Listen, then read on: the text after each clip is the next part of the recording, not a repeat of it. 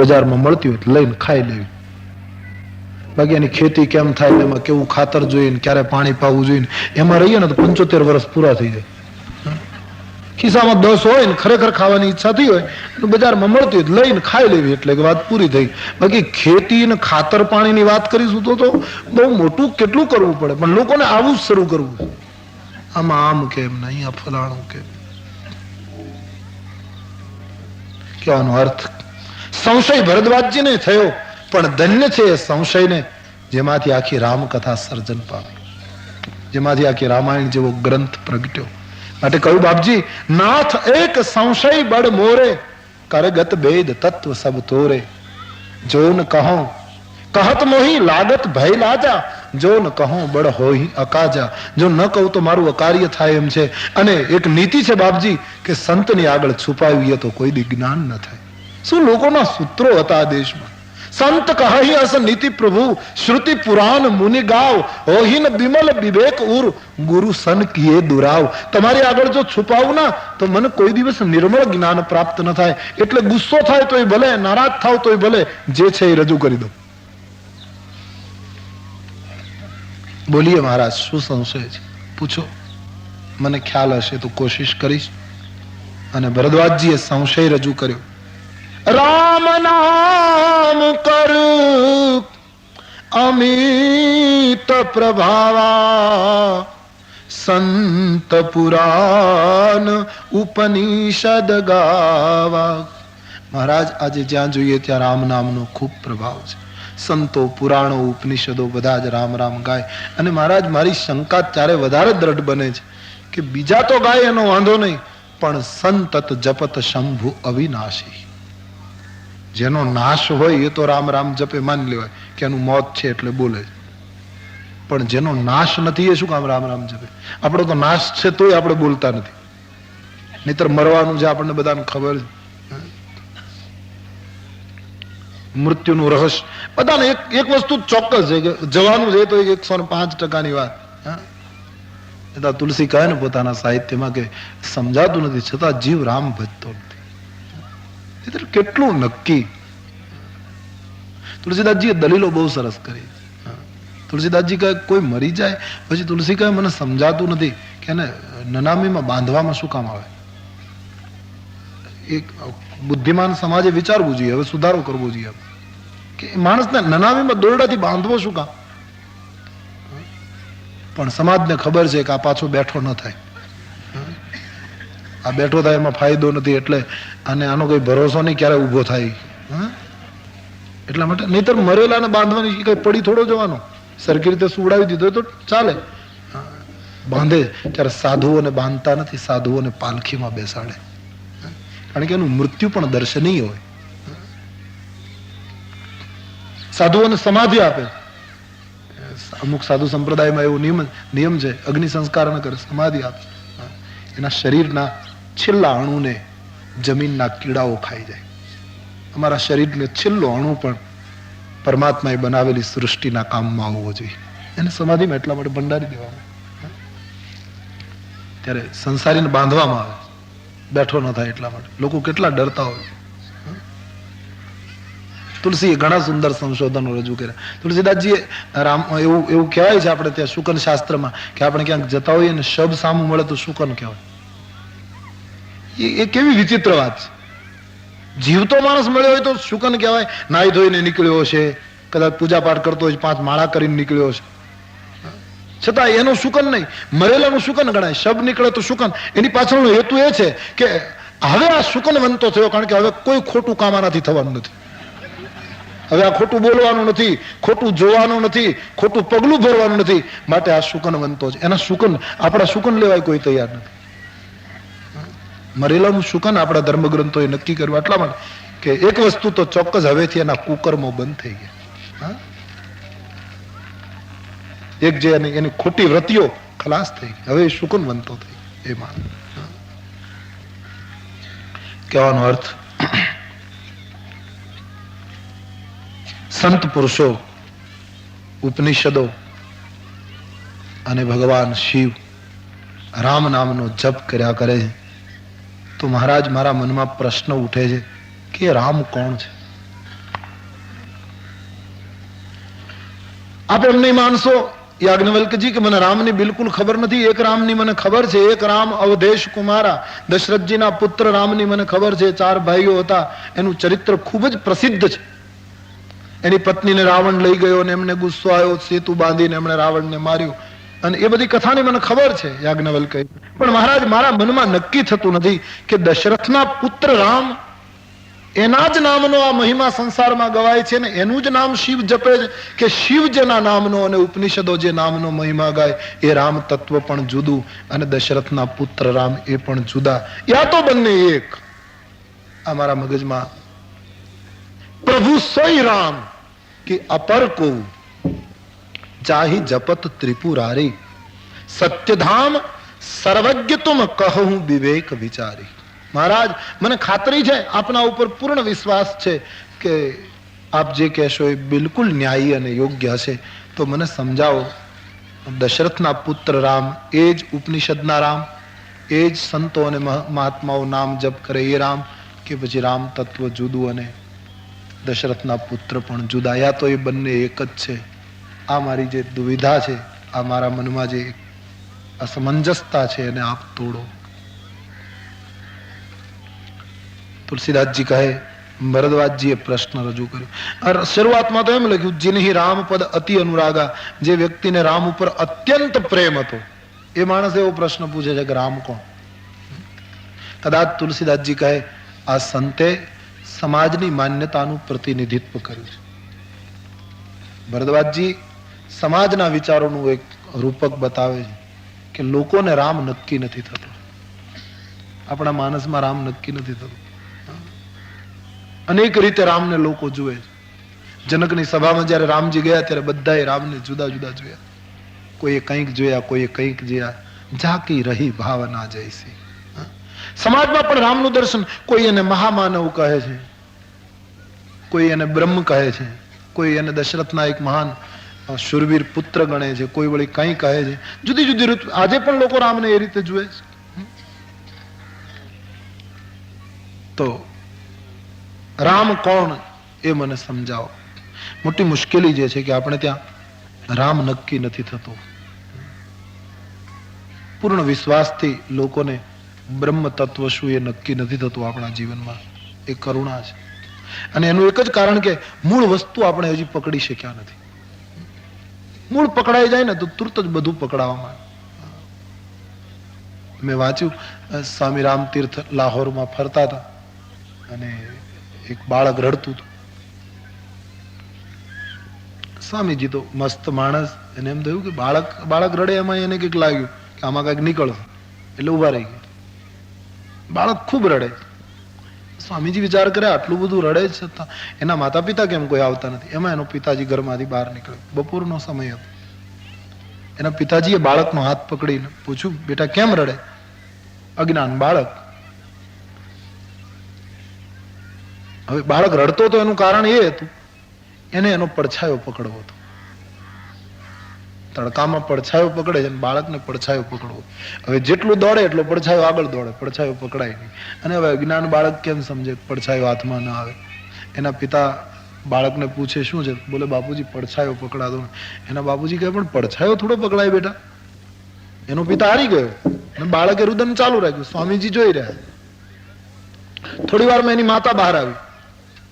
એના પતિને પૂછ્યું, શું થયું બાબાને? બોલે, બાળક છે એને કેમ સમજાવો, એને પડછાયો પકડવો છે. કે પડછાયો થોડો પકડાય? એની માતાએ કહ્યું પોતાના પતિને કે આપ આટલું ન કરાવી શક્યા? બોલે, પણ પડછાયો કેમ? સ્વામીજી સાંભળે. એની માતા દોડી, બહુ સહેલું છે. બાળકનો હાથ પકડી અને એના પોતાનું મસ્તકના વાળ બાળકના હાથમાં પકડાવી દીધા. પોતાના જ વાળ બાળકના હાથમાં આપ્યા. બેટા તારા વાળ પકડી લે. એ બાળકે જેવા પોતાના વાળ પકડ્યા, પેલો પડછાયો પકડાઈ ગયો. જેમ પોતાનું માથું આમ પકડ્યું એટલે પડછાયો. સ્વામીજીએ તુરત જ લખ્યું કે એક મોટું બ્રહ્મ જ્ઞાન બાળક અને માતાના સંવાદમાંથી મને મળ્યું કે પડછાયા નથી પકડાતા. જ્યારે માનવી પોતાને પકડી લે છે ત્યારે બધું પકડાઈ જાય. બાકી ફાંફા માર્યા જ કરે માણસ. પડછાયા કોઈ દિવસ પકડાતા નથી. રાવણ નિષ્ફળ ગયો. નિદ્રા હતી લંકેશની, એને સીતા તણું સ્વપ્નું હતું. જાગી ઉઘાડી આંખ, ત્યાં તો બાણ રાઘવનું હતું. પડછાયા નથી પકડાતા. માણસ પોતાને પકડી લે, માણસ એક સત્યને પકડી લે એક સિદ્ધાંતને પકડી લે, પોતાના જીવનને સુવ્યવસ્થિત બનાવી દે, બધું પકડાવા માંડે. અને પોતે ન પકડાય તો ગમે તેટલા ફાંફા મારે, નિષ્ફળ. તો મૂળ વસ્તુ જયારે પકડાઈ જાય ત્યારે રામ સમજાય જાય, પછી ભટકવું નથી પડતું. તો મહારાજ મને સમજાવો રામ તત્વ શું છે? યાજ્ઞવલ્ક બોલે મુસુકાઈ, તુમહી વિદિત રઘુપતિ પ્રભુતાઈ.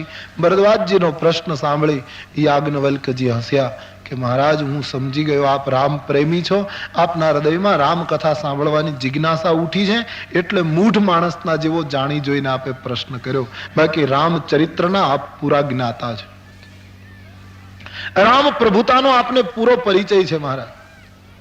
અને જાણકારો હંમેશા પોતાની જાતને ગુપ્ત રાખે છે. આપ સંત છો, મહાપુરુષ, અને ભગવત ચરિત્ર સાંભળવાની ઉત્કંઠા જાગી એટલે ગૂઢ આવો મૂઢ માણસના જેવો પ્રશ્ન પૂછ્યો છે.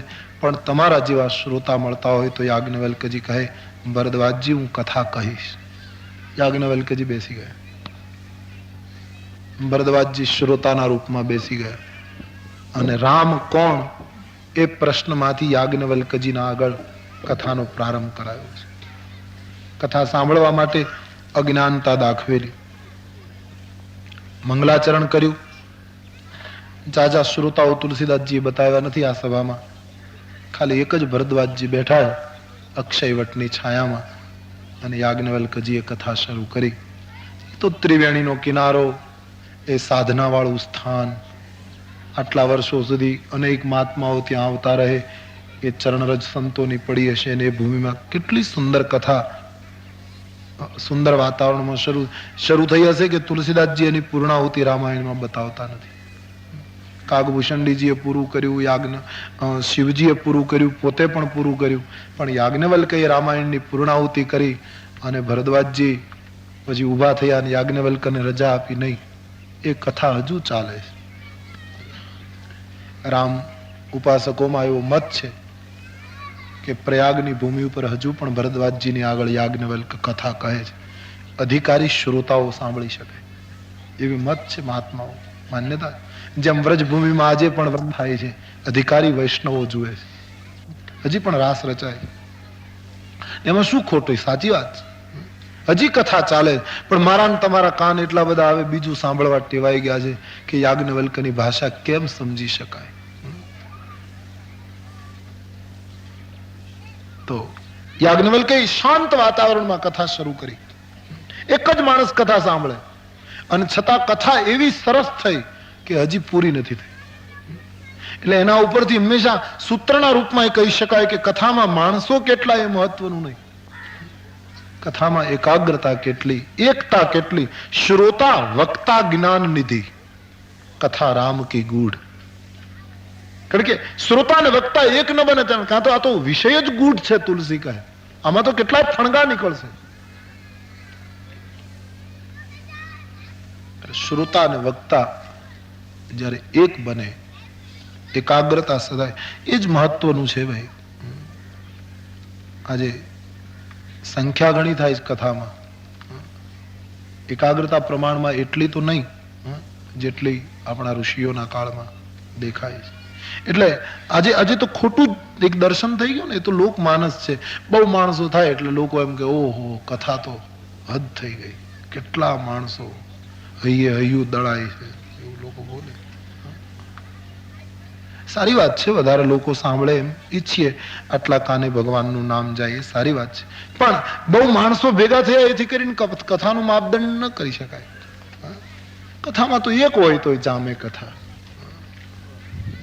પણ એકાગ્રતા જોઈએ, એકતા સદાવી જોઈએ. ત્યારે આજે એક આલોચના નથી કરતો, સારું છે, ઘણા લોકો કથા સાંભળે છે, પણ કથામાં જ બધા બેસે છે મોટે ભાગે. કથાને પોતામાં બેસવા નથી દેતા. આપણે કથામાં બેસીએ છીએ, કથા આપણામાં જોઈએ એટલી નથી બેસતી, એ તો ચોક્કસ. અને જે આપણા ગામડાઓમાં તો સારું છે, શ્રદ્ધા હોય છે, ભાવ હોય છે, લોકો ખરેખર ભાવથી સાંભળે. બાકી તો જેમ જેમ મોટા ક્ષેત્રમાં જઈએ તો પછી કથા પણ જાણે અભિનય જેવું થઈ ગયું. કથામાં જવું, આમંત્રણ આવ્યું છે તો જવું પડશે. જાણે કથાકાર ઉપર ઉપકાર કરવા આવતા હોય, તુલસીદાસજી ઉપર કે વાલ્મીકી ઉપર. કથા એ તો જીવન પરિવર્તન કરે ભાઈ. મારો કહેવાનો અર્થ, એક વ્યક્તિ હોય તો ધન. અને તુલસીદાસજીની પાસે તો એક વ્યક્તિ નહોતી, એ તો મનને જ સમજાવતા હતા. શિવજીની પાસે એક જ ભવાની, એક જ શ્રોતા. હા, ભૂષંડીજીની પાસે થોડાક શ્રોતાઓ વધારે હતા, એમ ઉત્તરકાંડમાં લખ્યું. પણ એ શ્રોતાઓ હંસો હતા, તમામ હંસો. સવારના પ્રહરમાં ભૂષંડીજી માનસમાં લખ્યું છે ઉત્તરકાંડમાં કે આંબાના વૃક્ષની નીચે માનસિક પૂજા કરતા, પીપળાના વૃક્ષની નીચે ધ્યાન કરતા, યજ્ઞ કરતા પાકરીના ઝાડ નીચે, અને વડલાની નીચે ભગવત કથા કરતા. રામાયણની કથા શરૂ કરવા માટે ભૂષંડીજી પધારે. હજારો હંસો નીલગિરીના શિખર ઉપર, આખો પહાડ સફેદ થઈ ગયો એવું લાગે, આટલા હંસો બેસતા.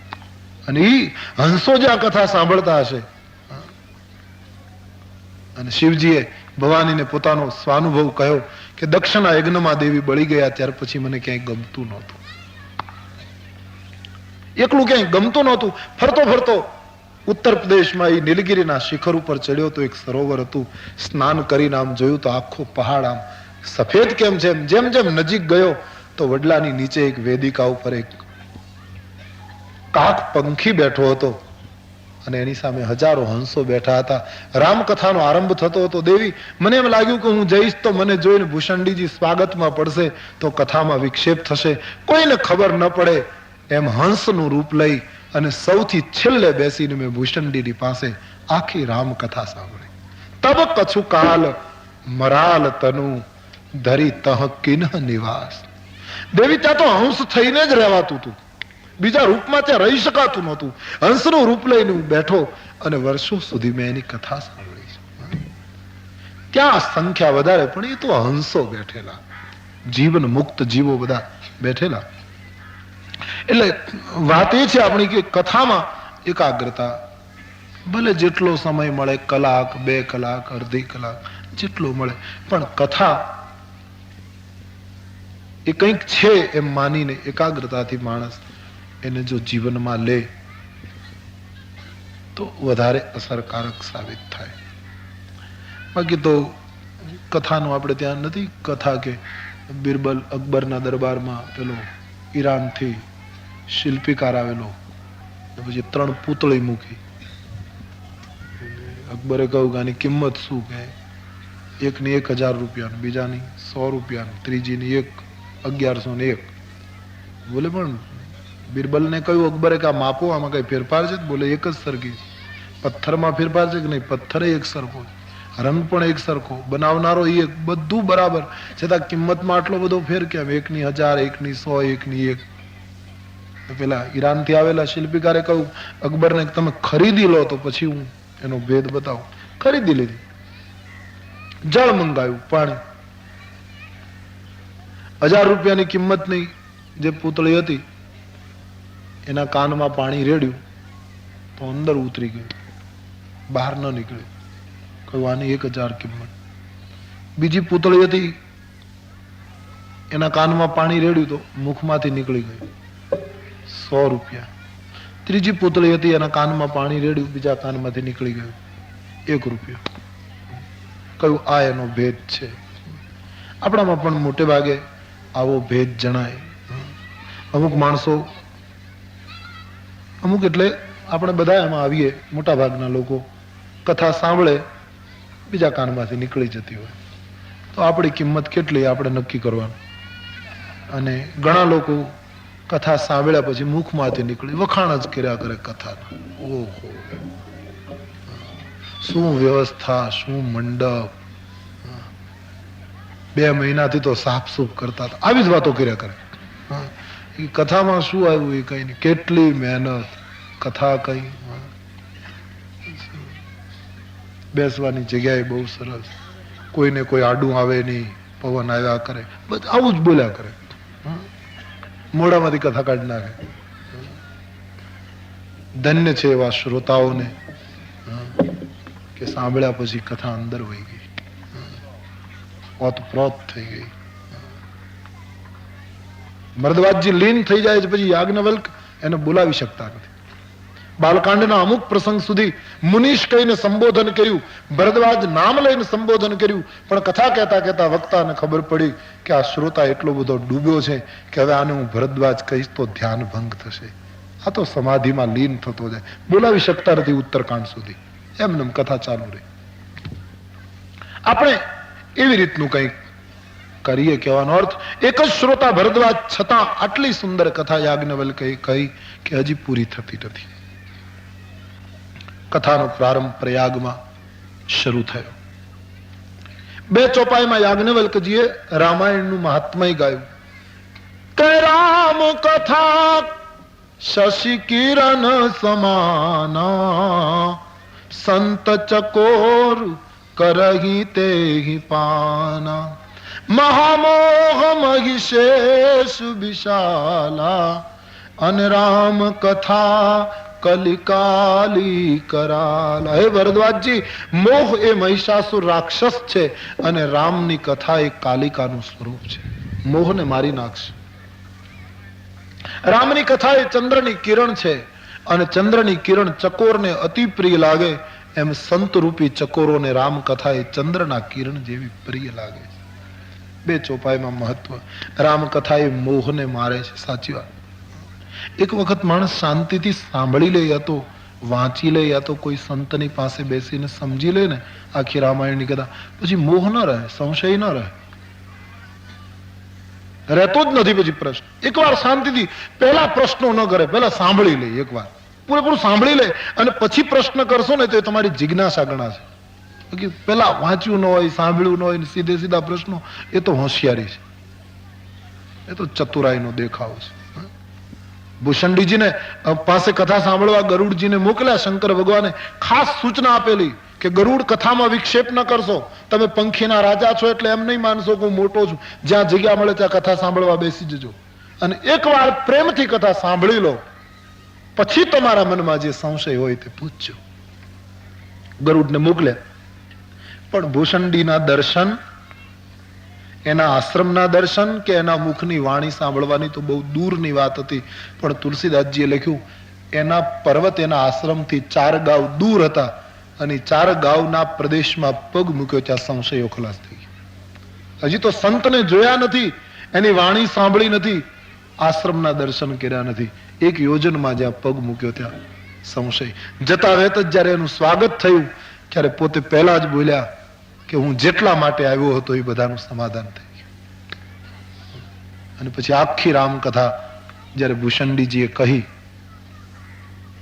છેલ્લે વક્તાએ પ્રશ્ન પૂછ્યો ગરુડને કે હે ખગપતિ, તમે તો મારા ઈષ્ટ છો, પંખીઓના રાજવી છો, મને તો મોટો કરવા માટે તમે આવ્યા, પણ હવે આપના મનમાં કોઈ સંશય છે? ત્યારે ગરુડે કહ્યું ગયું મોર સંદેહ, હવે કોઈ સંદેહ નથી ભૂષણજીજી, આપના પ્રભાવથી મને રામ દર્શન થઈ રહ્યા છે. આવું બોલ્યા છે. એકવાર એકાગ્રતાથી સાંભળો તો માણસના મોહ, માણસના સંશયો દૂર થવા માંડે. તો મહિષાસુર રાક્ષસને કાલિકાએ માર્યો એમ રામ કથા મોહને મારશે એમ કહીને 2 ચોપાઈમાં મહત્વ ગાય અને યાજ્ઞવલ્કે શરૂઆત કરી કે મહર્ષિ, આપે પૂછ્યું કે રામ કોણ? આ પ્રશ્ન કઈ નવો નથી. યાજ્ઞવલ્ક કહે આ પ્રશ્ન ઘણો જ જૂનો છે. તમે જે પ્રશ્ન કર્યો છે એવો જ પ્રશ્ન એકવાર ભવાનીએ ભગવાન શંકરજીને પૂછ્યો હતો અને એના જવાબમાં શિવજીએ જે પ્રત્યુત્તર આપ્યો એ પ્રત્યુત્તરની મને ખબર છે, એટલે તૈયાર પ્રત્યુત્તર હું તમને કહી દઉં, એટલે મારે કઈ મારું કહેવું ન પડે ને તમારા મનનું સમાધાન થાય. એ તો તૈયાર ઘટના છે. પણ એ ઘટના ક્યારે બની, શું કામ બની, કેવા સંજોગોમાં બની, ભવાનીએ શું કામ પૂછ્યું, શિવજીએ કઈ રીતે સમજાવ્યું, એ આખું પ્રકરણ હું તમને કહી દઉં. બાકી આ બધું બનેલું છે હું તમને કહી દઉં. યાજ્ઞવલ્કજીના હાથમાં વેદના તત્વો હતા છતાં એ માણસની નિરઅહંકારિતા કેટલી સારી. એમણે કહ્યું કે મારે કશું નથી કહેવાનું, તો બધું કહેવાયેલું જ છે. આપણા શાસ્ત્રીય પરંપરામાં નથી કહેવાતું કે જગતમાં જેટલા બોલે છે બધા વ્યાસનું એઠું જ બોલે, કોઈ નવું કઈ બોલતા જ નથી. બધું વ્યાસનું હેઠું છે, નવું ક્યાંથી કાઢવું? કોઈ શબ્દ ફેરફાર કરી શકે, સારો વિદ્વાન હોય તો આને બદલે આ શબ્દ વાપરે, બાકી શબ્દો ફેરવવાની વાત છે. બાકી તો બધું પડેલું જ છે, જેને જે જડ્યું એ રીતે એને રજૂ કર્યું. અને રામાયણના તો બધા જ વક્તાઓ સંતો પાસેથી જે સાંભળ્યું તે કહીએ છીએ, આમ જ કહે. ભગવાન શંકરે પણ ભવાનીને એમ કહ્યું કે મેં સંતો પાસેથી જે સાંભળ્યું એ તમારી આગળ રજૂ કર્યું. શિવ પણ એમ કહે છે કે આમાં હું કઈ રજૂઆત નથી કરતો, મેં સાંભળ્યું હતું મહાત્માઓ પાસે, એક પરંપરા હતી. તો શિવજીએ કેવા સંજોગોમાં વાત કહી એ બધો ઇતિહાસ હું આપને કહું. આમ કહીને યાજ્ઞવલ્ક શરૂઆત કરે છે. એક બાર ત્રેતાયુગ માહી શંભુ ગયે કુંભજ ઋષિ પાહી. ભરદ્વાજજી, ત્રેતાયુગમાં એકવાર ભગવાન શિવજીને રામકથા સાંભળવાની ઈચ્છા થઈ. હા, કૈલાસ ઉપર રહેતા શિવ અને દક્ષપુત્રી ભવાની બંને જણ કથા સાંભળવા માટે કૈલાસથી નીચે ઉતર્યા અને છેક દક્ષિણ ભારતમાં અગસ્ત ઋષિનો આશ્રમ હતો ત્યાં પધાર્યા. કુંભજ ઋષિ પાહી, જેનો જન્મ ઘડામાંથી થયો હતો, એની પાસે દરિયા જેવી કથા સાંભળવા માટે શિવજીને કથા સાંભળવાની ઈચ્છા થઈ તો છેક ત્યાંથી આટલી લાંબી યાત્રા કરી કથા માટે. નહીં તો રામાયણ બનાવનારા પોતે છતાં ભગવત કથા ઉપર કેટલો પ્રેમ. તો શિવ અને ભવાની અગસ્ત ઋષિના આશ્રમમાં આવ્યા. ભરદ્વાજજી, અગસ્તજી નાચવા લાગ્યા. પૂજે ઋષિ અખિલેશ્વર જાની, અખિલેશ્વર મારા આશ્રમમાં પધાર્યા. અગસ્તજી આનંદ વિભોર બની ગયા. ક્યાં ઉત્તર પ્રદેશથી આટલા નીચે ઉતરીને છેક દક્ષિણ તમે પધાર્યા, મારા સદભાગ્ય થયા પ્રભુ. પૂજા કરવા લાગ્યા. ભગવાન શિવજીની પૂજા જયારે અગસ્તજીએ કરી ત્યારે શિવજી અગસ્તજીની સામે જોઈ રહ્યા. શિવજીને બહુ ભાવ જાગ્યો અગસ્તના ઉપર કે ધન્ય છે સંત તમારી સરળતા. હું તો કથા સાંભળવા આવ્યો છું, તમારે વક્તા બનવાનું છે, હું શ્રોતા થઈને બેસવાનો છું. નિયમ તો એવો છે કે શ્રોતા વક્તાની પૂજા કરે, મારે તમારી પૂજા કરવી જોઈએ અગસ્તજી.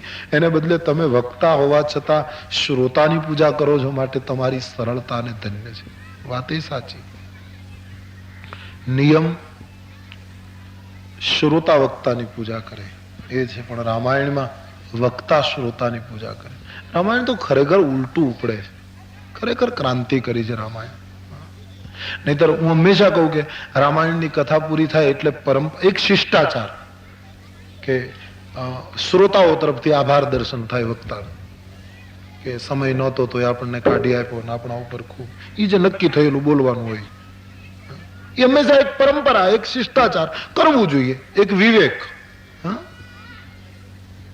પણ રામાયણમાં ઉલટું છે. રામાયણમાં વક્તા શ્રોતાનો આભાર માને, એ બહુ સાચી વાત છે. વક્તાએ જ માનવો જોઈએ. ભૂષણજીએ કહ્યું, આજ ધન્ય મેં ધન્ય હતી જદપી સબ વિધિહીન. ક્યાં હું કાગનું શરીર, ક્યાં તમે ખગપતિ, તમારી પીઠ ઉપર ભગવાન વિષ્ણુ બિરાજે. પણ નિજ જન જાની રામ મોહી આજ સંત સમાગમ દિન. મને તમે મળ્યા એટલે હું તમને કથા કહી શક્યો, નહીતર હું ભગવત કથા ક્યાં ગાત, કોની પાસે ગાત. એમ શ્રોતા વક્તાની પૂજા કરે એ પરંપરા, પણ વક્તા જયારે શ્રોતાની પૂજા કરે. શિવજી જોઈ રહ્યા, ખરેખર જ્ઞાન પચાવ્યું છે આ સંતે. શિવજીની પૂજા કરી, અતિ આનંદ થયો શિવજીને. અને પછી ભવાનીની પૂજા કરવા ગયા તો ભવાનીએ એનો ગલત અર્થ કર્યો. ભવાનીને એમ થયું કે શંકર ભગવાન મને કૈલાસથી છે કે અહીંયા લાવ્યા, હવે આ બિચારો અમારી પૂજા કરવા માંડ્યો, આ શું કથા કહેવાનું, આમાં હોય શું? આ તો પગમાં પડે છે ને ચરણ પખાડે છે, તિલક કરવા લાગ્યા છે ને વંદન કરે છે ને આ શું કથા કે છે? શિવજી મને કારણ વગર આટલું ચલાવીને લઈ આવ્યા. બસ સતીના મનમાં એક પૂર્વગ્રહ પેદા થઈ ગયો કે આ શું ગળામાંથી ઉત્પન્ન થયો, આ શું કથા કે છે? કોની ઉત્પત્તિ ક્યાં છે એની સાથે સંબંધ ન હોવો જોઈએ, એ કહે છે શું એની સાથે સંબંધ હોવો જોઈએ. આપણી અતિ પ્રિય વ્યક્તિ કોઈ વિદેશમાં હોય અને છેલ્લા 7-8 વર્ષથી એને પત્ર ન લખ્યો હોય, આપણે રોજ રાહ જોતા હોઈએ, અને 8 વર્ષે એનો કાગળ આવે અને કાગળ આપનારો પોસ્ટમેન કાંઈક જુદી જ્ઞાતિનો હોય તો આપણે એમ કહીએ કે તારા હાથનો કાગળ ન લેવાય, મોકલ પાછો. તું તો ફલાણા વર્ણનો છે, તે કપડા ક્યાં બરાબર પહેર્યા, તારા હાથમાંથી પત્ર નહીં. એ વ્યક્તિ વાલી હશે તો ગમે તે આપનારો હશે એ નહીં દેખાય. આપણને પત્ર સાથે સંબંધ છે. તુલસી કહે કોણ ક્યાં જન્મ્યું છે, કોણે કેવા કપડા પહેર્યા છે એની સાથે સંબંધ ન રાખો. તમને રામ સંદેશ સાથે જો પ્રેમ છે તો તમે નાચશો, કહેનારો ગમે તે હશે. આપણે ત્યાં એ તો હવે સારું છે, નહીતર આપણે ત્યાં હતું જ ને, કથા અમુક થી જ કહેવાય, અમુક થી ન કહેવાય, અમુક જણ જ કહી શકે, અમુક જણ ન બોલે, આવું હતું. ત્યારે કુંભજ ભવાનીમાં આ રહ્યું તો પછી બીજા તો શું? ભવાનીને થયું આ બિચારો શું કથા કહેશે? હવે ગળામાંથી જે જન્મ એ દરિયા જેવી કથા કહી શકે? આવું માનવા લાગ્યા. એટલે શિવજીની સાથે આવ્યા એટલે બેસવું તો પડે, જઈ તો શકાય નહીં. શંકર ભગવાને અગસ્ત્યજીને વિનંતી કરી કે આપ મને રામ કથા સંભળાવો, મારે ભગવત કથા શ્રવણ કરવી છે. થોડો સમય તો અગસ્ત્યજીને થયું કે રામાયણના આદિ સર્જક ભગવાન શિવજી, એને મારે શું કથા કહેવી? પણ એક આદિ સર્જક જો મારી કથા સાંભળતો હોય તો મારી વાણી પવિત્ર થઈ જશે. અને ખરેખર વાત એ સાચી છે ને, વાણીને પવિત્ર કરવા માટે જ કથા હોય. કઈ ઉપદેશ આપવા, ઉપદેશ કોઈને લાગ્યો છે? જેને બોધ અંદરથી પ્રગટ્યો ને એ જ તર્યા. ઉપદેશ તો બહારથી નાખવાનો પ્રયાસ છે, બોધ અંદરથી પ્રગટે છે. જેટલા તર્યા છે ને બોધ, એટલા માટે આપણા સદગ્રંથોમાં ઉપદેશ કરતા બોધનું મહત્વ છે. બોધ ભીતરથી આવે છે, ઉપદેશ ઉપરથી લાદવાની કોશિશ થાય, એટલે ઉપદેશકો સફળ નથી થયા. ભગવાન કૃષ્ણ આટલી મોટી ગીતાનો ગાનારો, પણ કેવી કરુણા, એના કુળમાં એનું કોઈ માન્યું નહીં. કેટલી કરુણા! ન લડો, ન પીવો, આ તમારો કુટુંબમાં કોઈને બચવા નહીં દે, પણ કોઈ માન્યું નહીં. કેટલી કરુણા છે, કેટલો દુખી ભગવાન માનવ લીલા કરતી વખતે એક માનવ તરીકે કેટલા દુખી થયા છે. કુળમાં તમારું પ્રભુ કોઈ કયું નહોતું માનતું, નિરાશ થઈ ગયા અને પછી પ્રભાસના પીપળા નીચે પગ ચડાવીને બેસી ગયા. નથી કોઈ માનતું. આવું થાય. ઉપદેશ નથી લાગતો. સંતો એટલા માટે ઉપદેશ કરતા બોધની વાત કરે છે કે તમારામાં જે પડ્યું હોય એ દબાઈ ગયું હોય એને કોઈને કોઈ પ્રયાસે ખોલવાની કોશિશ કરે. કોઈ વસ્તુ ખોલવાની વાત છે. મેં વાંચ્યું છે કે આપણે બીજું વિશ્વ યુદ્ધ થયું ત્યારે કોઈ યુરોપના એક સેનાપતિની યાદ ભૂલાઈ ગયેલી, કોઈક મોટો પ્રહાર થયો એના ઉપર, તે બસ યાદ જ ભૂલી ગયો, પોતે કયા ગામનો, બધું જ ભૂલી ગયો ને કઈ પોતાના નામ નહીં, ખબર નહીં. અને હતો મોટો માણસ, ઘણો કોશિશ કરી મનોવૈજ્ઞાનિકોએ બનેલી ઘટના, એને યાદ કઈ આવે જ નહીં કયું ગામ હતું. પછી એવો નિર્ણય થયેલો કે આને ટ્રેનમાં આખા દેશમાં ફેરવો અને જે સ્ટેશન આવે ત્યાં ટ્રેન ઉભી રાખો, કદાચ એનું સ્ટેશન આવે અને યાદ તાજી થઈ જાય ને એ માણસ જો સાવધાન બને તો આખા દેશમાં 1 વર્ષ સુધી એ માણસને ફેરવવામાં આવ્યો. સૈનિકોને ધક્કો મારે, સ્ટેશન આવે છે, પેલો પાછો ચડી જાય કે આમાં મારું કશું નથી, બધું ભૂલી ગયું. એક દિવસ એવું બન્યું 1 વર્ષના અંતે કે એક નાનું એવું સ્ટેશન આવવાનું હતું ને ત્યાં હકીકતમાં ટ્રેન ઊભી રહેવાની નહોતી, પણ આગળથી એવી સૂચના મળી કે ત્યાં ગાડી રોકજો, સામે ટ્રેન આવે છે. એટલે ફરજિયાત આ ગાડીને રોકવી પડી અને એ નાના એવા સ્ટેશને ટ્રેન ઊભી રહી અને એમાં પેલો માણસ બારણું ખોલી દોડ્યો, મારું ગામ આવી ગયું, આ નદીમાં હું સ્નાન કરતો, આ મારું મકાન છે. એને દેખાઈ ગયું, સાજો થઈ ગયો. એમ સંત પુરુષો મને તમને સતત ફેરવે છે. રામાયણ દ્વારા, મહાભારત દ્વારા, ભાગવતની ગાડીમાં બેસાડીને, ગીતાની ગાડીમાં બેસાડીને, સંતોના જુદા જુદા તત્વજ્ઞાનની ટ્રેનમાં બેસાડીને, કારણ કે આપણે યાદ ભૂલી ગયા છીએ. સંતોનો પ્રયાસ છે કે કદાચ ક્યાંક સ્ટેશન મળી જાય, અને સતત ફેરવે છે. ક્યારેક સ્ટેશન ખુલી જાય તો વળી ભૂલાયેલું પાછું યાદ થઈ જાય સંભવ. એટલે સંતો વાણીને પવિત્ર કરવા માટે અને સાધકમાં પડેલા તત્વને ખોલવા માટે બોલતા હોય છે. તો યાજ્ઞવલ્ક ભરદ્વાજજીને કહે, અગસ્ત્યજીને થયું કે હું શિવજીને આગળ કથા કહીશ તો મારી વાણી પવિત્ર થશે. અને તેથી શિવજીના આગળ, પાર્વતીના આગળ અગસ્ત્ય મહારાજ રામકથાનો આરંભ કરે છે. આગળનું પ્રકરણ આવતીકાલ સવારે 9 વાગે. પ્યાર સે બોલીએ, બોલો રામચંદ્ર ભગવાન કી, શ્રી બાલકૃષ્ણ લાલ કી, સદગુરુ દેવ કી. ઓમ નમઃ પાર્વતી પતય હર હર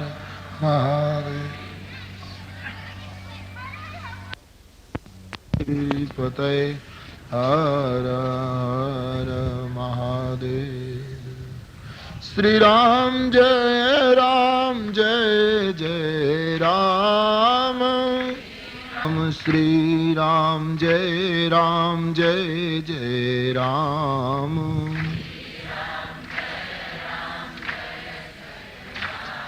આમ કર્યા. સતીના મનમાં સંદેહ ઉત્પન્ન થયો કે સચ્ચિદાનંદ તો બ્રહ્મ સિવાય કોઈને લાગે નહીં, અને ભગવાન શિવજી ત્રિભુવનના ગુરુ છે, કોઈને નમે નહીં, અને આ વ્યક્તિને એમણે પ્રણામ કર્યા, તો આ કોણ છે? બંને જણ એક જ મહાત્માની પાસે કથા સાંભળવા ગયા, એક સાથે જ કથા સાંભળીને પાછા ફર્યા, અને બંનેને એક સાથે રામ દર્શન રસ્તામાં થયું. છતાં શિવ ઓળખી શક્યા, પાર્વતી ઓળખી ન શક્યા, કારણ કે એનામાં પહેલેથી જ એક પૂર્વગ્રહ બુદ્ધિનો બંધાયેલો. મહાપુરુષો કહે છે ને કે હિમાલયની સામે ઉભા હોઈએ, આખો હિમાલય સ્વચ્છ દેખાતો હોય ને હિમાલય તો એક હકીકત છે. નરી આંખે આપણે આખા હિમાલયને આપણા અંતરમાં ઉતારતા હોઈએ, આંખો દ્વારા ભાવથી જોતા હોઈએ, પણ પવનની લહેર આવે અને કચરાનું કોઈ કણ જો આપણી આંખમાં પડે, કણું પડે અને આંખો ચોળવા જઈએ તો આખો હિમાલય દેખાતો બંધ થઈ જાય. એનો અર્થ હિમાલય હટ્યો નથી, હિમાલય ત્યાંનો ત્યાં છે, પણ જ્યારે જ્યારે મારી તમારી આંખમાં બુદ્ધિ અને અહંકારના કણા પડ્યા છે ત્યારે પરમ સત્ય દેખાતું બંધ થયું છે. અને સતીને ઉલટાનો સંદેહ થયો, રામ ઓળખાયા તો નહીં, પણ એક સંશય પેદા થયો કે આ બ્રહ્મ. એમણે શિવજીને પ્રશ્ન પૂછ્યો કે મહારાજ આપે પ્રણામ કેમ કરે, આપ તો ત્રિભુવનના ગુરુ છો, એ કોણ છે? 2-3 વાર શિવજીને પૂછ્યું ત્યારે ભાવાવેશમાંથી બહાર આવી શિવજીએ કહ્યું, દેવી જાસુ કથા કુંભજ ઋષિ ગાઈ, ભક્તિ જાસુ મેં મુનિ સુનાઈ. જેની કથા અગસ્તજી આપણા આગળ કહી, જેની ભક્તિનું દાન મેં અગસ્તજીને આપ્યું, સો મમ ઈષ્ટદેવ રઘુવીરા. એ મારા ઈષ્ટદેવ રામ પોતે. ઋષિમુનિઓ જેનું ધ્યાન કરે છે, પરમાત્મા પોતે અત્યારે લીલા કરે છે. દેવી તમે અવસર ચૂકી ગયા. મુનિ ધીર જોગી સિદ્ધ સંતત બિમલ મનુજહી ધ્યાવગી, કહીને તીની ગમ પુરાણ આગમ જાસુ કીર્તિ ગાવગી.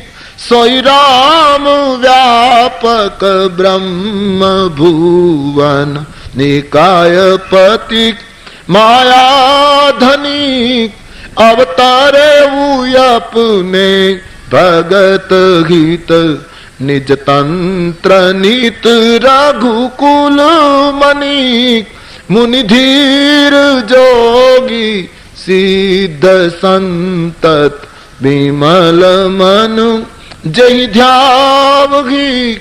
ભવાની ઋષિ મુનિઓ પવિત્ર મનથી જેનું ધ્યાન કરે, વેદ જેને નેતિ નેતિ કહીને અટકે, સોઈ રામ, એ જ આ બ્રહ્મ રામ આજ ભક્તોના માટે અવતાર લઈને આવ્યા છે. માયાના અધિપતિ છે, પરમ સ્વતંત્ર શક્તિ છે, એક લીલા કરે છે. સતીએ ઇનકાર કર્યો કે મહારાજ તમે એને બ્રહ્મ કહેતા હો તો બ્રહ્મ તો અંતર્યામી હોય, એને ખબર ના હોય મારી પત્નીને કોણ લઈ ગયું. પણ બ્રહ્મ માટે તો શબ્દ વપરાય છે વ્યાપક, અને ઈશ્વર તો વ્યાપક હોય, એને પછી વિયોગ કોનો થાય? આ તો પત્નીના વિરહમાં રુદન કરે, વૃક્ષોને પૂછે, આને કેમ બ્રહ્મ કહી શકાય? બુદ્ધિથી વિચારે છે. ભગવાન શિવજીએ વારવાર આગ્રહ કર્યો કે દેવી મારી વાત સ્વીકારો, હું આપને કહું છું કે બ્રહ્મ છે, આપ પતિવ્રતા સ્ત્રી છો, મેં જેને પ્રણામ કર્યા હોય સામાન્ય વ્યક્તિ નથી, આપે વિશ્વાસ રાખવો જોઈએ. સતીએ સતત બૌદ્ધિક દલીલો કરી કે નહીં, બ્રહ્મ આવો હોઈ શકે. તુલસીદાસજી કહે કે એક વખત નહીં, શિવજીએ ઘણીવાર પ્રયાસ કર્યો. લાગન ઉર ઉપદેશ જદપી કહેવું શિવ બાર બહુ. ઘણી વાર પ્રયાસ કર્યો કે બ્રહ્મ છે માનો, સતી ન માન્યા. ત્રેતાયુગમાં એ પવિત્ર કાળમાં ભગવાન શિવજી જેવી વ્યક્તિ સમજાવનાર અને પ્રત્યક્ષ રામને બતાવીને સતીને સમજાવે કે એ બ્રહ્મ છે, એને વંદન કરો, મારી વાત સ્વીકારો, અને છતાંય સતી જો બ્રહ્મ તરીકે એને સ્વીકારવા તૈયાર ન થયા હોય તો અત્યારે કલયુગમાં આપણને બ્રહ્મ ન સમજાય તો એમાં આશ્ચર્ય શું? શિવજી જેવી વ્યક્તિ સમજાવવામાં નિષ્ફળ ગયા છે, કારણ કે બુદ્ધિથી બ્રહ્મ સમજાય જ નહીં. એ બહુ સીધી વાત છે. કેવલ શંકર ભગવાન બ્રહ્મને જોયા ત્યારે તુલસીદાસજીએ હૃદય શબ્દનો પ્રયોગ કર્યો છે. હૃદય વિચારત જાતર. શિવ હૃદયથી વિચારે છે, સતી કેવલ બુદ્ધિથી વિચારે. બ્રહ્મને કેવલ બુદ્ધિથી નથી ઓળખી શકાતો. સામે હોય તો હું તમે એને નહીં ઓળખી શકીએ. કેવલ બુદ્ધિનો એ વિષય જ નથી. બુદ્ધિની અમુક સરહદ, અમુક જગ્યા સુધી બુદ્ધિ પહોંચે, બરાબર. સતી તો દક્ષની પુત્રી છે, એમણે સતત બૌદ્ધિક દલીલો કરી, બસ ઘણી કોશિશ કરી, સમજાવી ન શક્યા. આપણા ચિંતકો કહે છે ને કે જગતમાં બધાને સમજાવી શકાય, 3 જણને નથી સમજાવી શકાતા. અને એ સાચી વાત લાગે છે. આખા જગતને આપણે સમજાવી શકીએ, બધાને કહી શકીએ, પણ પત્નીને સમજાવવી મુશ્કેલ. શિવજી પણ નિષ્ફળ ગયા છે, નથી સમજાવી શક્યા. બીજા પાડોશીને સમજાવવા મુશ્કેલ. સમાજ આખો આપણને વંદન કરતો હોય પણ પાડોશી આપણા તરફ ધ્યાન ના આપતો હોય, એનો તો એમ થાય કે આ રોજ આવે છે ને જાય છે ને કઈ. અને બીજા પિતરાઈઓ, એને ન સમજાવી શકાય. બીજા માણસો ખૂબ વખાણ કરતા હોય, પિતરાઈઓ બીજી જાહેરાત કરતા હોય કે બહારની તમને ખબર હોય, બાકી અંદરનું અમે જાણતા હોય, એવી જાહેરાત કરતા હોય. એટલે 3 ને સમજાવવા બહુ કઠિન છે. સતી નથી માન્યા. શિવજીએ સુંદર માર્ગદર્શન આપ્યું. શિવજીએ પ્રયાસ ઘણો કર્યો સમજાવવાનો, પણ ઘણો પ્રયાસ કરવા છતાંય જયારે સતી ન માન્યા ત્યારે રામ ઉપર છોડી દીધું. એક સરસ માર્ગદર્શન. કોઈ પણ વસ્તુમાં માણસે પ્રયાસ પૂરો કરવો જોઈએ, અને એ પ્રયાસ પૂર્ણ કરવા છતાંય જયારે સફળતા ન મળે પછી પ્રતીક્ષા કરવી જોઈએ કે બસ હવે છોડો રામ ઉપર. સતીને શિવજીએ પહેલા એમ કહી દીધું કે દેવી, એક તો તમારે સંશય ન કરવો જોઈએ, મારી વાત ઉપર વિશ્વાસ કરવો જોઈએ, અને છતાંય તમને સંશય થયો છે તો કે જાહુ પરીક્ષા લેવું. આ પરીક્ષા લઈ આવો, હજુ દૂર નથી ગયા, તમારી રીતે નિર્ણય કરો. પણ પરમાત્માની પરીક્ષા કરવા આપ જઈ રહ્યા છો એટલે વિવેકનો વિચાર કરીને પરીક્ષા લેજો. સતી તૈયાર થઈ ગયા પરીક્ષા માટે.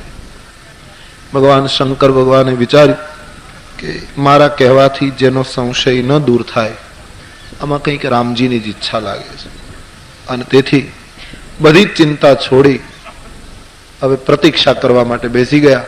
હોય સોઈ જો રામ રચી રાખા, કો કરી તર્ક બઢાવહી શાખા. પ્રયાસો પહેલા કરી લીધા અને પછી પ્રભુ પર છોડ્યું કે ચાલો રામજીએ જે નિર્ણય કર્યો હશે એ થતું હશે. આમ કહીને એક વૃક્ષની નીચે બેસી હરિનામનો જપ કરવા લાગ્યા. અસ કહી લગે જપન હરિનામા, ગઈ સતી જહ પ્રભુ સુખધામા. સતી ઉપડ્યા. તુલસીદાસજીએ લખ્યું પ્રભુ સુખધામા. સતીને એમ લાગ્યું કે ભગવાન સીતાના વિયોગમાં રડે છે, ત્યારે તુલસીજીએ લખ્યું કે એ તો સુખધામ છે, એ તો કેવલ લીલા માત્ર છે. દંડિકારણ્યની ભૂમિ છે, એક તો શાપિત ભૂમિ છે પુરાણની દ્રષ્ટિએ, એટલે ભૂમિ ખૂબ સારી નથી. વળી આ ભૂમિ એ છે કે જ્યાં ભગવતી સીતાનું પણ અપહરણ થયું છે, અને આજ ભવાનીની બુદ્ધિનું પણ અહીંયા જ અપહરણ થવાનું છે. એક ભૂમિએ કામ કર્યું છે. રામાયણના મહાપુરુષો કહે છે ને કે રામકથાની અંદર 4 મહત્વની ભૂમિ છે. એક અયોધ્યા, બીજું ચિત્રકૂટ, ત્રીજી પંચવટી એટલે કે દંડિકારણ્ય, અને ચોથી લંકા. અયોધ્યા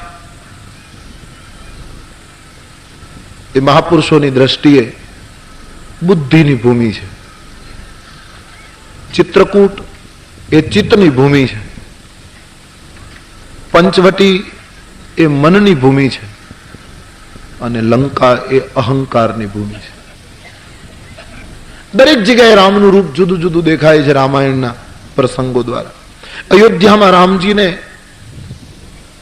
કૈકેયીમાં પુત્ર તરીકે સ્વીકારે પણ છે, એના તરફ લાગણી પણ બતાવે છે, અને સમય આવે એ જ કૈકેયીમાં રામજીને વનવાસ પણ આપે છે.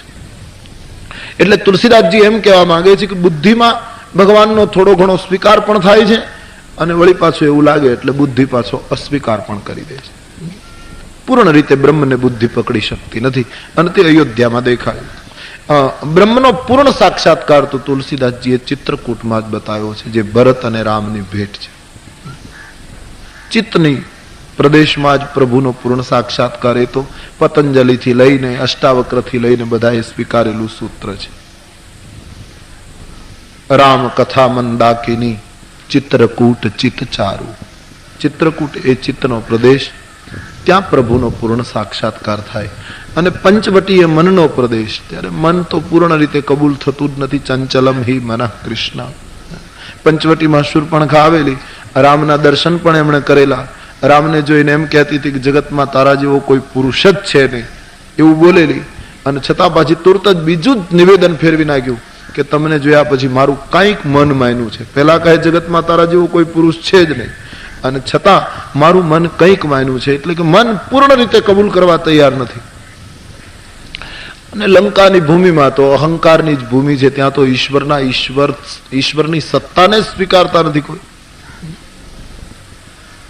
મંદોદરી લંકા કાંડમાં રાવણની સામે ભગવાન રામના વિરાટ રૂપનું જયારે વર્ણન કરતી હતી, ત્યારે રાવણે એમ કહ્યું કે મને ખબર છે તું આ બાને મારા વખાણ કરે.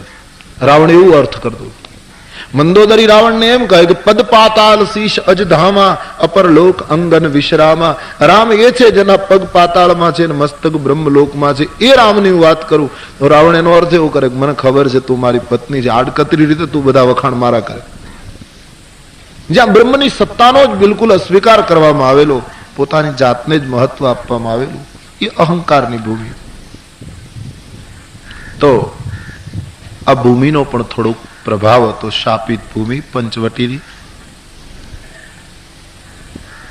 સતી એકલા રામની પરીક્ષા કરવા ગયા.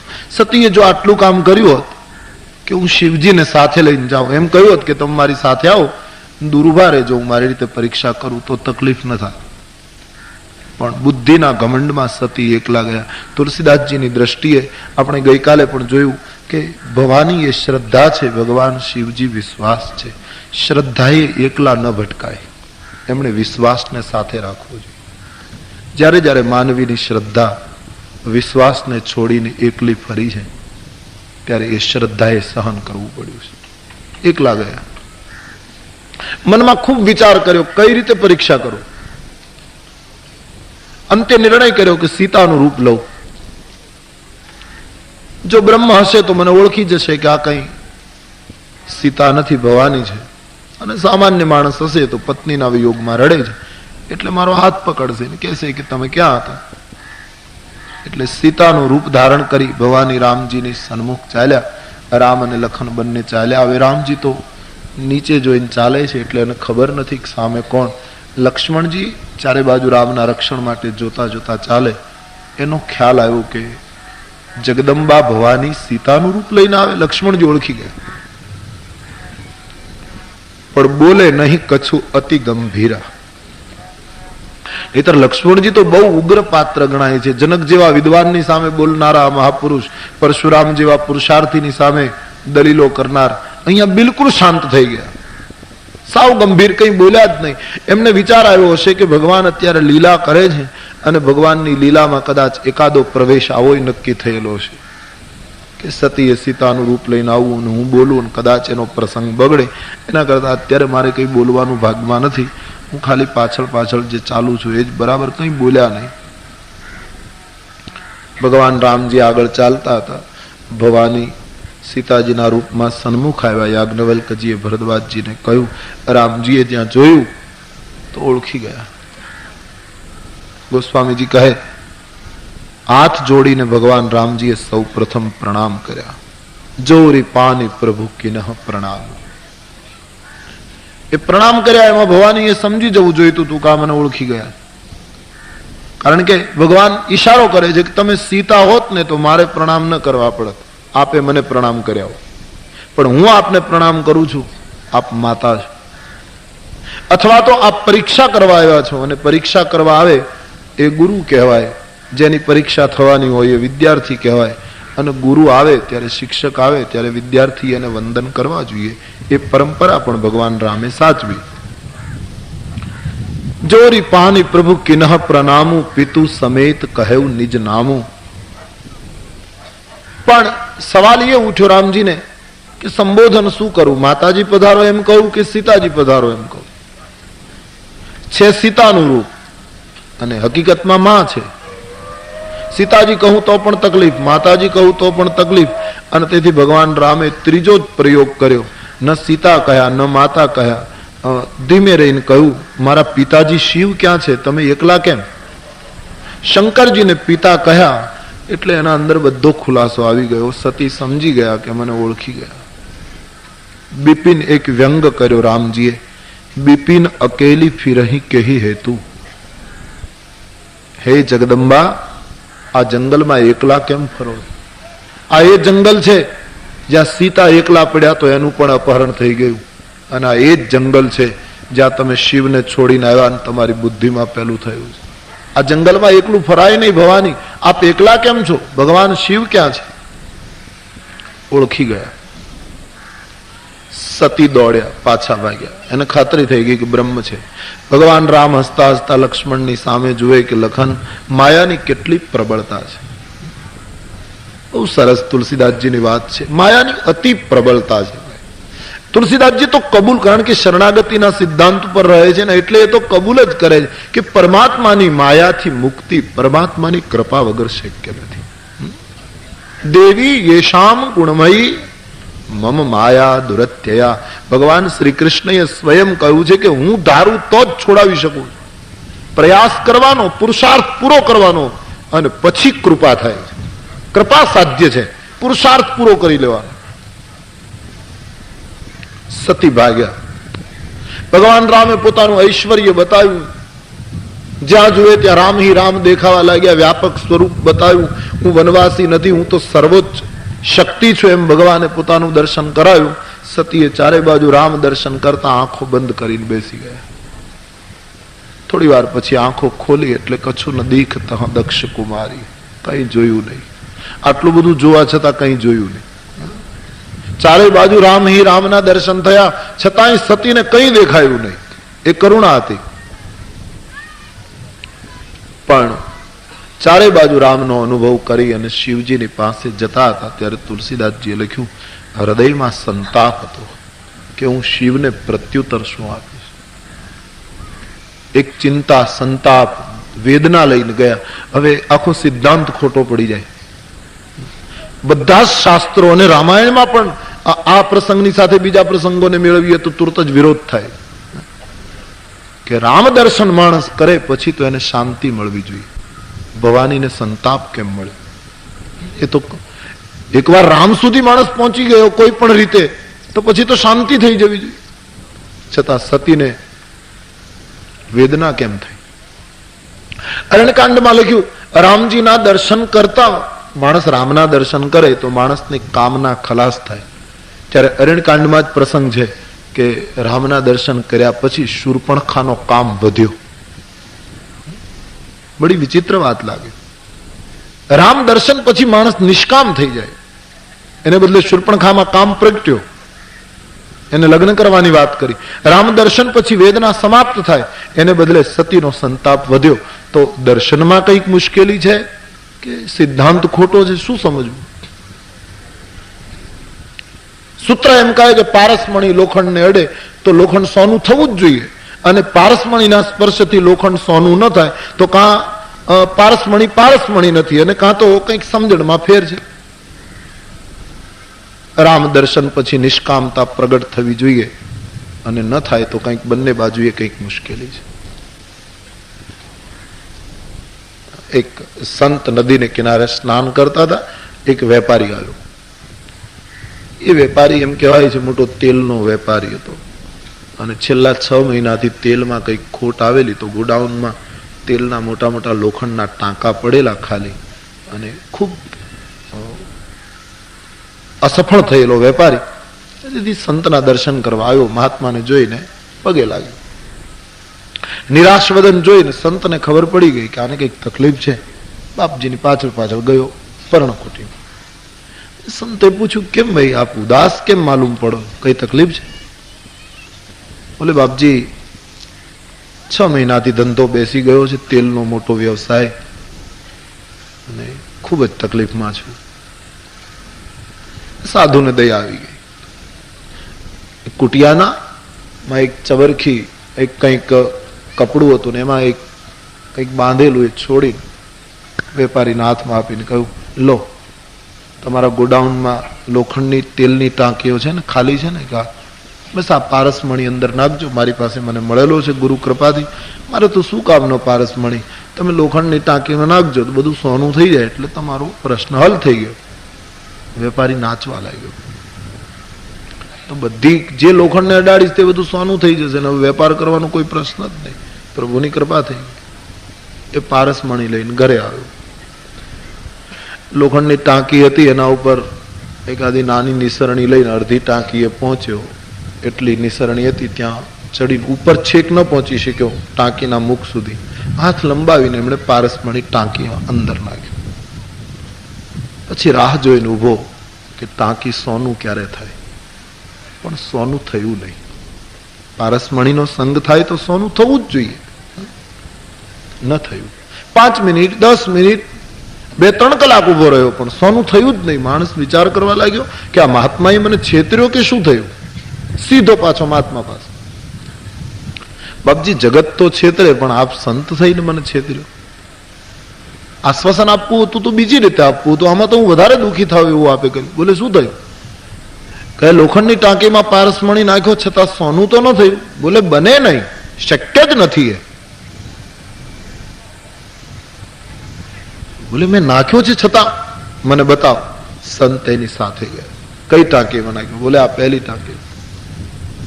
બોલે, છે તો લોખંડ, સોનું થવું જ જોઈએ. કહ્યું, આપ જોઈ શકો છો જે લોખંડનું લોખંડ છે.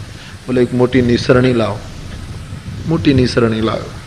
સંત ચડી અને ટાંકીના અંદર ડોક્યું કરે છે તો એને જોયું પારસમણી અંદર નાખેલો ખરો, પણ 6 મહિનાથી ટાંકીઓ ખાલી હતી, એમને અવાવરું. તેથી અંદર જાળા બાજી ગયેલા અને એમાં પારસમણી અટવાઈ ગયેલો, લોખંડની ટાંકીને અડેલો નહીં, વચ્ચે ને વચ્ચે રહી ગયેલો, સ્પર્શ નહીં થયેલો, અને તેથી સોનું ન થયું. સંતે કહ્યું, તે મોટી ભૂલ કરી, તારે જરા ડોક્યું તો કરવું જોઈતું હતું. પારસમણી નાખ્યો પણ હજી લોખંડને સ્પર્શ જ નથી થયો, જાળામાં અટવાયો છે, એટલે સોનું નથી થતું. એમ રામ દર્શન પછી કામના જવી જોઈએ, સંતાપ જવો જોઈએ, પણ મારા તમારા મનમાં જો જાળા બાજેલા હોય તો એ પારસમણી અટવાઈ રહે છે, સ્પર્શ થતો નથી, ત્યાં સુધી ક્રાંતિ ઘટતી નથી. સતીના મનમાંથી પેલું દક્ષ કુમારીનું જે અહમનું એક જાળું છે એ ગયું નથી, અને પરિણામે ભગવત દર્શન પછી પણ એ શાંત નથી. એક જ ચિંતા છે કે શિવને જવાબ શું આપીશ. એમણે મને ઘણી ના કહેલી છતાં મેં આ બધું કર્યું. આવ્યા ભગવાન શિવજી તો હરિનામનો જપ કરતા હતા. આવીને સતી ઉભા રહ્યા એટલે શંકરજીએ હસતા હસતા પૂછ્યું, આપે કઈ રીતે પરીક્ષા કરી દેવી? બધી સાચી વાત રજૂ કરો, જે થયું હોય તે મને કહી દો. ખાતરી થઈ ગઈ રામ બ્રહ્મ છે કે મનુષ્ય છે?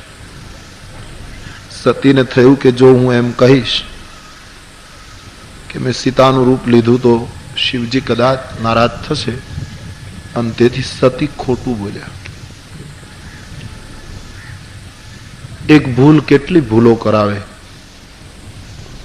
ક્યાં જગદંબા સતી એક તો પતિની વાત માની નહીં, દલીલો કરી, ભગવાન રામની કસોટી કરવા સીતાનું રૂપ લઈને ગયા, અને એમાંય અધૂરું, તો ભગવાન શિવની આગળ ખોટું બોલ્યા. કછું ન પરીક્ષા લીની ગોસાઈ, મેં કોઈ પરીક્ષા નથી કરી મારા. આપે જેમ પ્રણામ કરેલા એમ મેં પ્રણામ કર્યા, પરીક્ષા મેં કરી જ નથી. મને તો મારા પતિના વચન ઉપર પૂરો વિશ્વાસ. અસત્ય બોલ્યા ભયને લીધે. અને માણસ ખોટું કરે ત્યારે એમ લાગે છે ખબર નહીં રહેતી હોય કે આ છૂપું નહીં રહે, નહીતર જગતમાં કશું છૂપું રહેતું નથી. અને એમાં શિવની આગળ ખોટું બોલવાનું એ તો ક્યાં સુધી છુપાયેલું રહે. એક હશે પણ આ કરવું પડશે, ઢાંકવું કપટનું કામ. અને ઢાંકવા માટે લાખો બીજા તારે લડવા પડશે, અહીં છળ તણા સંગ્રામ. એક કપટને ઢાંકવા માટે બીજા કેટલાય કપટો માણસ નોતરે છે. ભગવાન શિવજીને સતીના શબ્દો ઉપર વિશ્વાસ ના આવ્યો એટલે એમણે આંખો બંધ કરીને ધ્યાનમાં જોયું. તબ શંકર દેખે ધરી ધ્યાના, સતી કિન્હ ચરિત સબ જાના. ધ્યાનમાં જ્યાં જોયું તો સતીએ જે કંઈ કર્યું હતું એ બધું જ દેખાયું. સીતાનું રૂપ લઈને ગયા, લક્ષ્મણજી ઓળખી ગયા, બોલ્યા નહીં. રામજીએ પ્રણામ કર્યા, મારા પિતા ક્યાં છે એમ કહીને સંબોધન કર્યું. આટલી બધી ઘટના બની છતાં સતી મારા આગળ જૂઠું બોલ્યા. શિવજીને ગમ્યું નહીં. મનમાં વિચાર કરે, શું કરું? કે અબ જો કરો સતી સન પ્રીતિ, તો મીટે ભક્તિ પથ હોગી અનીતિ. હવે જો સતીની સાથે ગ્રહસ્થાશ્રમ રાખું તો મારો ભક્તિનો માર્ગ તૂટે. સીતા એ તો મારી માં છે. ભગવાન રામને હું ઈષ્ટદેવ માનું છું. અને ભવાનીએ જો સીતાનું રૂપ લીધું હોય તો હવે એની સાથે ગ્રહસ્થ ધર્મ કેમ સાચવી શકાય? અને એનો મારા તરફ પ્રેમ પણ છે, એનો ત્યાગ પણ કેમ કરું? શિવજી મુશ્કેલીમાં, શું કરવું? ત્યાગ કરવું? સંબંધ રાખવું તો ભક્તિનો માર્ગ તૂટે, ત્યાગ કરવો ગમતો નથી, શું કરવું? મનમાં વિચાર આવ્યું પણ રામ ઉપર છોડી દીધું કે ભગવાન અંદરથી જે પ્રેરણા કરે એવો નિર્ણય કરીશ. મારું પોતાનું જો સર્જન હશે, મારો પોતાનો નિર્ણય હશે તો કદાચ એમાં વિક્ષેપ પણ આવશે, એમાં ફેરફાર પણ કરવો પડશે. માટે વિચાર્યું કે ભગવાન અંદરથી પ્રેરણા કરે કે મારે આમાં એવું લખ્યું છે. આપણે જે નિર્ણય કરીએ ને આપણે ક્યારે ફેરવીએ કઈ બહુ નક્કી નહીં. પ્રભુ જયારે અંદરથી પ્રગટાવે ત્યારે સમજવાનું કે કોઈક બીજાએ ધક્કો માર્યો છે. ત્યારે શંકર ભગવાને જે નિર્ણય કર્યો છે તે રામની પ્રેરણાથી. સુમિરત રામ હૃદય અસ આવા. તુલસીદાસજી એમ લખ્યું, પોતે કોઈ નિર્ણય નહીં કર્યો, વિચાર જરૂર કર્યો પણ રામ ઉપર છોડી દીધું. જો શું ભગવાન કહે. અને રામનું સ્મરણ કરવા લાગ્યા, એમાં હૃદયમાં અવાજ આવ્યો અને શંકર ભગવાને સંકલ્પ કર્યો કે સતીનું આ શરીર હશે ત્યાં સુધી એની સાથે મારો સંબંધ માતા અને પુત્ર જેવો રહેશે. આ શરીર હશે ત્યાં સુધી એની સાથે મારો સંબંધ જે પતિ પત્નીનો છે એ પૂરો થઈ ગયો. કારણ કે એમણે સીતાનું રૂપ લીધું, સીતા મારી માતા છે. ભક્તિનો માર્ગ કુંઠિત થાય. ભક્તિને સાચવવા માટે આપણા દેશમાં કેટલી કુરબાની અપાઈ. ભક્તિનો માર્ગ ખોટો સાબિત ન થાય એટલા માટે. તો શિવજીએ સંકલ્પ કર્યો, તુરત આકાશમાંથી આકાશવાણી થઈ, શિવજીને બિરદાવ્યા. સતીએ સાંભળ્યું. એમણે ભગવાન શિવજીને પ્રશ્ન પૂછ્યો કે આપે એવી કઈ પ્રતિજ્ઞા કરી કે આકાશવાણી બિરદાવે? ભગવાન શિવજીને લાગ્યું કે હું એમ કહીશ કે તમારો ત્યાગ કર્યો તો દુઃખી થશે. કેટલું ભોળું હૃદય શિવજીનું. એને એમ થયું કે હું કહું અને દુઃખી થાય એના કરતા ધીરે ધીરે મારા વર્તનથી એને સમજાઈ જશે કે મારો ત્યાગ થઈ ચુક્યો. બોલ્યા નહીં. બરનત વિવિધ પંથ ઇતિહાસા અને વિશ્વનાથ પહોંચે કૈલાસ. ભગવાન વિશ્વનાથ હવે પાર્વતીના નાથ નથી રહ્યા, એ તો વિશ્વના નાથ છે. તુલસીદાસજી કહે કૈલાસ પહોંચ્યા અને પહોંચતા જ પોતાની પ્રતિજ્ઞાનો વિચાર કરી મૃગચર્મ બિછાવીને ધ્યાનમાં. શિવજીને એમ કે ધ્યાન કરવા જ બેસી જાઓ એટલે મારે વાતચીત કરવાનો કોઈ પ્રશ્ન ન આવે અને જાગીશ ત્યારે જોઈશ. શિવજી ધ્યાનસ્થ થઈ ગયા. સતી એકલા થયા. દૂધ અને પાણી ભેગા થાય પછી દૂધ પોતાનું બધું જ પાણીને અર્પણ કરે, પોતાની કિંમતે વેચાવી નાખે ત્યાં સુધી પોતાનું બધું જ અર્પણ કરી દેતું પાણીને. પણ તુલસી કહે આટલી બધી અદ્ભુત પ્રીતિ હોવા છતાં એક જ છાસનું ટીપું પડ્યા પછી દૂધ દૂધ ન રહે, પાણી પાણી ન રહે. એમ જીવ અને શિવનો એટલો જ નજીકનો સંબંધ હોવા છતાં જ્યારે જ્યારે જીવ કપટ કરે છે ત્યારે બંને જુદા પડે છે. જીવ પોતાના હાથે જ ઈશ્વરથી જુદો પડે. સતી એકલા થઈ ગયા અને પસ્તાવો થયો કે મારો ત્યાગ થઈ ચૂક્યો લાગે છે. ભગવાનની ખૂબ પ્રાર્થના કરે છે, કાં તો શિવજીની સાથે મારો સંબંધ પુનઃ જોડાવી દો અને કાં તો શિવ વિરહમાં મારું મૃત્યુ થાય એવું કરો. ભગવાન દીન દયાળુની પ્રાર્થના કરે. શરીર સુકાવા લાગ્યું, ઘણો પસ્તાવો થયો. રામાયણમાં તો લખ્યું છે હજારો વર્ષો વીત્યા, બીતે સંવંત સહસ 87. શંકા જો કે ચર્ચાસ્પદ આંકડો કહેવાય. તુલસીદાસજીએ લખ્યું 87,000 વર્ષો સુધી શિવજી ધ્યાનમાં રહ્યા અને ત્યાં સુધી સતી એકલા રહે. એ જમાનામાં તો વર્ષો સુધી લોકો સાધના કરતા હતા એટલે કઈ કોઈ સવાલ ઉઠતો નથી, પણ અત્યારના સંદર્ભમાં લોકોને તુરત સવાલ થાય કે 87,000 વર્ષ સુધી મગજમાં ન ઉતરે કદાચ. અમુક સંતો પછી એના અર્થો પોતપોતાની રીતે કરે. બીતે સંવંત સહસ 87 એટલે 87,000 નહીં પણ 1,087 વર્ષ. સહસ 87, 1,087 વર્ષ ભગવાન શિવજી બેઠા, એવું ઘણા કહે. અથવા તો આપણે ત્યાં તો આપણે જોઈએ ને મોટે ભાગે કોઈ તપ કરતું ને ત્યારે વર્ષોમાં આંકડા બહુ આપતા જ નથી. હજારો વર્ષ સુધી તપ કર્યું એમ જ કહેવાતું હતું. પણ આંકડાનો રિવાજ બીજા ધર્મની અસર છે આપણા ઉપર. અમુક વર્ષો તપ કર્યું એ જે આંકડો આવ્યો છે એ બીજા ધર્મની અસર સનાતન ધર્મ ઉપર થઈ અમુક અંશ. મેં મહાત્માઓ પાસેથી સાંભળ્યું છે જૈન ધર્મમાં ખાસ કરીને આંકડાનું વધારે મહત્વ છે. એમાં આંકડો પહેલો આવશે. આટલા વર્ષો આપણે ત્યાં નથી જોતા કે જૈન ધર્મમાં ઘી બોલાય, કઈ ઉછામણી હોય તો પછી એમાં ઘી બોલે. આપણે નવાય લાગે 10 મણ 15 મણ 50 મણ ઘી બોલે. આપણે એમ થાય કે આટલું બધું ઘી આપવાનું, પણ પછી પૂછીએ કે આટલું બધું આટલા મણ ઘી, તો એ કહે કે આ ઘીનો ભાવ વસ્તુપાળ તેજપાળના જમાનામાં જે ચાલતો એ ભાવનું આ ઘી. એટલે એ ભાવ પછી રૂપિયો હોય કે 8 આના હોય કે 25 પૈસા હોય એ ભાવે. એટલે આંકડો મોટો હોય છે. એક રીત હતી, એ બોલાય મણો પણ એનો ભાવ એ રીતે હોય. એટલે અમુક જે ગણતરી ખૂબ મોટી બતાવવામાં આવે વર્ષો સુધી, પણ એની પાછળનો હેતુ કંઈક જુદો હોય તો એની કદાચ અસર હોય એમ મહાત્માઓ માને છે. પણ નહીતર તો શિવ અવિનાશી છે ભાઈ. 87,000 વર્ષ શું 87 લાખ વર્ષ તપ કરે તો એ કોઈ પ્રશ્ન ઉઠાવી શકાતો નથી. ક્યોંકિ અજન્માનો લોકા કિમિ વૈવવંતો પિ જગતામ અધિષ્ઠાતારમ કિમ ભવવિધિર્નાદત્ય અનિશો વા કુર્યાત. એને શું વર્ષો યુગ, ટૂંકમાં વર્ષો વીત્યા. સતીનો દેહ એકદમ દુર્બળ થઈ ગયો અને એક સમય ઓચિંતા શિવ જાગ્યા. કૈલાસના શિખર ઉપર રામ રામ શિવ સુમિરન લાગે. ભગવાન નામનું મંગલમય સ્મરણ ભગવાન શિવજી બોલવા લાગ્યા તો જાને એવું સતી જગતપતિ જાગે. તુલસીની સાવધાની શબ્દ વાપરવામાં કેટલી હશે. સતીને હવે ખ્યાલ આવી ગયો કે મારા પતિ નથી રહ્યા, જગતપતિ જાગ્યા છે.